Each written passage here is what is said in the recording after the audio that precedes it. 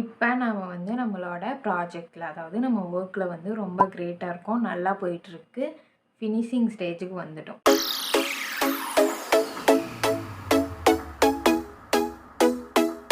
இந்த சமயத்தில் தான் நம்ம ஒர்க்கில் வந்து இப்போ ஒரு பெரிய கிராஷ் ஆகும். இந்த கிராஷ் வந்து ரொம்ப ஆர்கானிக்காக இருக்கும். இதை வந்து நம்மளால் ப்ரிடிக்டே பண்ண முடியாது, இது ஸ்டாப்பே பண்ண முடியாது. நம்மளோட ப்ரிடிக்ட் பண்ண முடியாத மாதிரியான கிராஷஸ்லாம் நம்ம ஆல்ரெடி யோசித்து அதை சால்வ் பண்ணுறதுக்கான திங்ஸ்லாம், ஆக்ஷன்ஸ்லாம், ஸ்டெப்ஸ் எடுத்திருப்போம். ஆனால் சில கிராஷஸ் வந்து ரொம்ப ஆர்கானிக்காக இருக்கும், அதை வந்து நம்மளால் ப்ரிடிக்ட் பண்ணவே முடியாது. அந்த மாதிரியான ஒரு கிராஷ் வந்து ஆத்தருக்கும் நடந்திருக்கு. ஆத்தர் வந்து ஃபஸ்ட்டு புக் எழுதினப்ப அவர் எழுதிட்டு எல்லாருக்கும் வந்து படிக்க கொடுத்துருக்காரு. அதாவது ஃப்ரெண்ட்ஸு இல்லை க்ளோஸ் டு ஒன்ஸ் அப்படி இருப்பாங்களா, அவங்களுக்கு படிக்க கொடுத்துருக்காரு. அவங்க யாருக்குமே அந்த புக்கு வந்து சுத்தமாக பிடிக்கல. அந்த புக்கு வந்து எல்லாருமே பிடிக்கலன்னு தான் சொன்னாங்க. ஆனால் அதுதான் உண்மை, அந்த புக் வந்து யாருக்குமே பிடிக்கல. அந்த சமயத்தில் வந்து ஆத்தர் வந்து ஒரு டிப்ரெஷனுக்கே போயிட்டார், எமோஷ்னலாக ரொம்ப லோவாயிட்டார். நேவியில் சீல் ட்ரைனிங்னு ஒன்று இருக்காமா. அந்த சீல் ட்ரைனிங்கில் எவ்வளோ ஸ்ட்ராங்கு, எவ்வளோ ஃபிசிக்கலாக இருந்தாலும், எவ்வளோ மென்டலாக ப்ரிப்பேர்டாக இருந்தாலுமே அந்த சீல் ட்ரைனிங்கில் நிறைய பேர் பாஸ் ஆகிறதுக்கு திணறுவாங்களாமா. ஏன்னா அந்த ட்ரைனிங் எப்படி இருக்கும்னா, நம்ம எவ்வளோ நேரம் வேணால் அந்த ஸ்விம் பண்ணலாம், இல்லை எவ்வளோ நேரம் வேணால் ஒரு ரோட்டில் ஓடிட்டுருக்கலாம், இல்லை எவ்வளோ நேரம் வேணால் ஏதாவது ஒரு விஷயத்த பண்ணலாம்.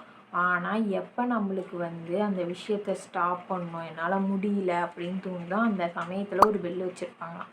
அந்த பெல்லை அடிக்கணுமா. அந்த பெல் அடித்தாங்கன்னா அவ்வளோதான், அவங்க குவிட் பண்ணுறாங்கன்னு அர்த்தம். இப்போ நம்மளுக்கும் அந்த சீல் ட்ரைனிங்கில் இருக்கவங்களுக்கும் என்ன டிஃப்ரென்ஸ்னால், நம்மக்கிட்ட வந்து எந்த ட்ரைனிங்கும் இல்லை, எந்த ட்ரைனரும் இல்லை, நம்மளை கவனிக்க யாரும் இல்லை, நம்ம செய்கிறது கரெக்டாக தப்பான்னு சொல்கிறதுக்கு யாரும் இல்லை. நம்மக்கிட்டேயும் அவங்கக்கிட்டேயும் இருக்க ஒரே விஷயம் என்னென்னா ஒரு பெல்லு தான். நம்ம அந்த பெல் அடித்தோம்னா குவிட் பண்ணிடலாம், அவ்வளோதான். ஒரு கிராஷஸ் வந்து நம்மளோட ஒர்க்கில் உருவாகிறது நம்மளோட க்ரோத்துக்கு தான் ஹெல்ப் பண்ணும்.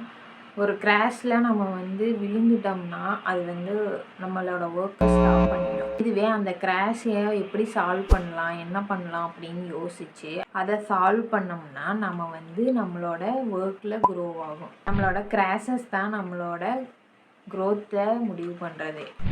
நம்ம ஒர்க்கில் பேனிக் ஆகுறதுமே ஒரு நல்ல விஷயம் தான். நம்ம வந்து பேனிக் ஆகணும்னா நம்ம அந்த இடத்துல நின்று ஒரு நிமிஷம் யோசித்து அதுக்கப்புறம் தான் நெக்ஸ்ட்டு ஸ்டெப் எடுத்து வைப்போம். ஃபார் எக்ஸாம்பிள், நம்ம வந்து ஏதாவது ஒரு குழந்த அவங்க அப்பா அம்மா கூட போயிட்டுருக்குன்னா, திடீர்னு அந்த குழந்த வந்து ஒரு 2 ஸ்டெப் எக்ஸ்ட்ராவாக எடுத்து வச்சு அப்பா அம்மா விட்டு தள்ளி போயிடுச்சுன்னா, அந்த குழந்த வந்து ஜஸ்ட்டு ஸ்டாப் பண்ணிடும். ஸ்டாப் பண்ணி ஹோல்ட் பண்ணி கரெக்டாக கம்ஃபர்டபுளாக இருக்குமா, பின்னாடி திரும்பி பார்க்கும் அப்பா அம்மா இருக்காங்களா அப்படின்னு பார்த்துட்டு அதுக்கப்புறமேட்டுக்கா அது வந்து மறுக்கா நெக்ஸ்ட்டு மூவ் எடுத்து வைக்க ஆரம்பிச்சிடும். நம்மளுக்கு இந்த மாதிரி ஏதாவது ஒரு கிராஷ் ஆகும்போது நம்ம ஃபஸ்ட்டில் என்ன ப்ராசஸ் பண்ணணுமோ அதை மறுபடியும் பண்ணணும். அதாவது மறுபடியும் ஸ்டூப்பிடாக இருக்கணும், க்ரியேட்டிவாக திங்க் பண்ணணும், ப்ளைண்டாக நம்மளோட இன்ட்யூஷனை ஃபாலோ பண்ணி நம்மளோட ப்ராப்ளமை எப்படி சால்வ் பண்ணுறதுன்னு பார்க்கணும். ப்ராப்ளம் வந்து நாம இல்லை, ப்ராப்ளம் வந்து ஜஸ்ட் அனதர் ஒன்று, அதை வந்து நாம் எப்படி சால்வ் பண்ணுறதுன்னு பார்க்கணும். ரொம்ப பெரிய பெரிய சக்ஸஸ்ஃபுல் பர்சன்ஸ் எல்லாம் ப்ராப்ளமை பார்த்து அவ்வளோ சீக்கிரம் பயப்படவே மாட்டாங்க. அவங்க வந்து அதை எப்படி ஒர்க் பண்ணி சால்வ் பண்ணுறதுன்னு தான் பார்ப்பாங்க.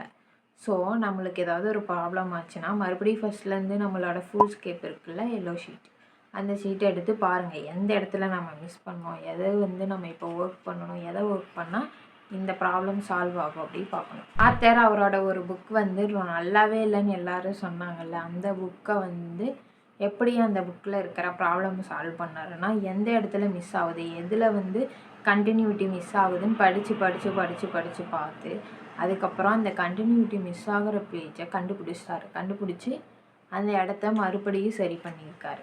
அந்த சரி பண்ண புத்தகத்தை பப்ளிஷ் பண்ணும்போது செம ஹிட்டாக இருக்குது. நாம் எவ்வளோ பெரிய கிரேட் ரைட்டராக இருந்தாலுமே நம்ம எழுதுனதை மறுபடியும் ரீரைட் பண்ணால் தான் நம்மளால் சக்ஸஸ்ஃபுல்லான புக்கை பப்ளிஷ் பண்ண முடியும். இப்போ நம்ம ஒர்க்கில் இருந்த ப்ராப்ளமை சால்வ் பண்ண கற்றுக்கிட்டோம்.